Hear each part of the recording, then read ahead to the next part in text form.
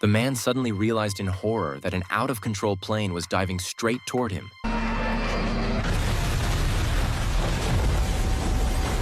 He rushed into a house by the beach and barely escaped, but the strange events didn't stop there.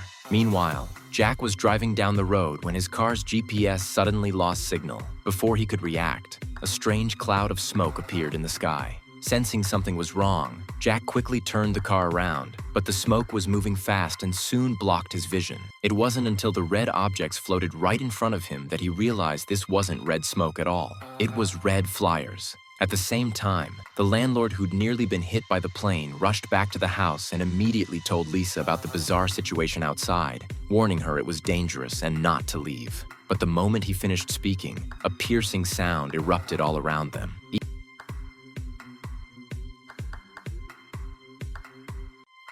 Even though her head was splitting with pain, she covered her ears and ran outside. Her 2 kids were still playing in the woods, and she had to find them fast. The moment she reached the forest, the intense sound made her head throb. Just when she thought she might die, the noise suddenly stopped, and her 2 children appeared before her. Back at the house, no one knew what that sound was. While the family puzzled over it, Jack suddenly drove up, holding a red flyer in his hand. The moment their son saw it, he recognized the symbol. I mean, I don't know what the rest of this means, but this part, it definitely means death to America. I remember from the game I was playing. Hearing this, the couple panicked. To survive, they quickly packed their bags and prepared to flee the town. They thought leaving would keep them safe. But halfway down the road, traffic came to a complete standstill. Lisa got out to see what was happening, only to discover it wasn't a traffic jam. Countless Teslas with failed brakes had crashed into each other. When she saw the self-driving labels on the cars, she instantly knew something terrible had happened. Sure enough, another out-of-control Tesla came barreling toward her. She ran back to the car as fast as she could. There's no one in that car!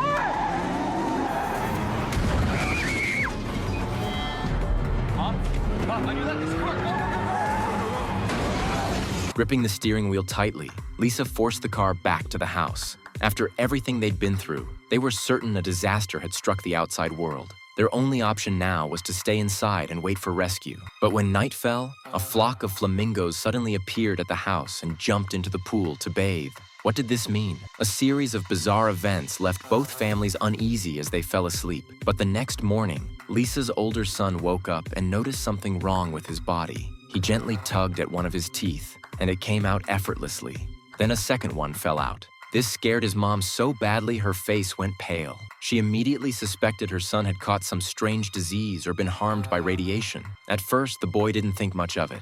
Just losing teeth. No big deal. But who would have thought that by afternoon he'd start spitting black blood from his mouth? Seeing this, Old Black realized if they waited any longer, something terrible would happen. They had to get some antibiotics. Fast. So he took the boy to knock on his friend's door, hoping to borrow some medicine for the kid. But in this apocalyptic state, medicine was more precious than life itself. His friend refused to share any. Old Black offered to buy it with cash. His friend just gave him a dismissive look. The government had collapsed, and paper money was worthless as toilet paper now. The tension was escalating, about to turn into a fight. Jack quickly stepped forward and pleaded quietly, hoping his friend would show mercy for the kid's sake and spare some antibiotics to save his life. The boy's teeth were falling out one by one. If they delayed any longer, it would cost the child his life. Finally moved by Jack's attitude, his friend reluctantly brought out a bottle of antibiotics and handed it to him. Jack immediately gave the medicine to his son. Just as they were about to get in the car and leave,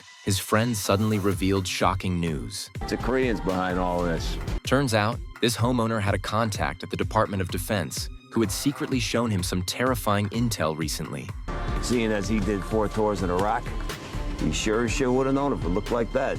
Hearing this, Old Black's mind went into chaos. He started realizing that the so-called end of the world might not be an exaggeration after all. So he made a decision to take Jack's family with him to search for a legendary doomsday bunker nearby. The place supposedly had enough food stored for 30 years and complete facilities. The only problem was, nobody knew where the entrance was exactly. They'd just have to try their luck searching the area. But right at that moment, a massive explosion echoed from the direction of the city. Then a giant mushroom cloud rose on the horizon. As the shockwave from the blast arrived, everything in the city was leveled in an instant, leaving nothing but ashes. Meanwhile, Jack's playful daughter, feeling hungry, had wandered alone into a mansion in the forest. By pure chance, she discovered the hidden doomsday bunker. Not only was there enough food stockpiled for 30 years, but it also had water and electrical systems, even a big screen TV. At the end of the story, the little girl stayed in this apocalypse shelter, living on carefree and alone.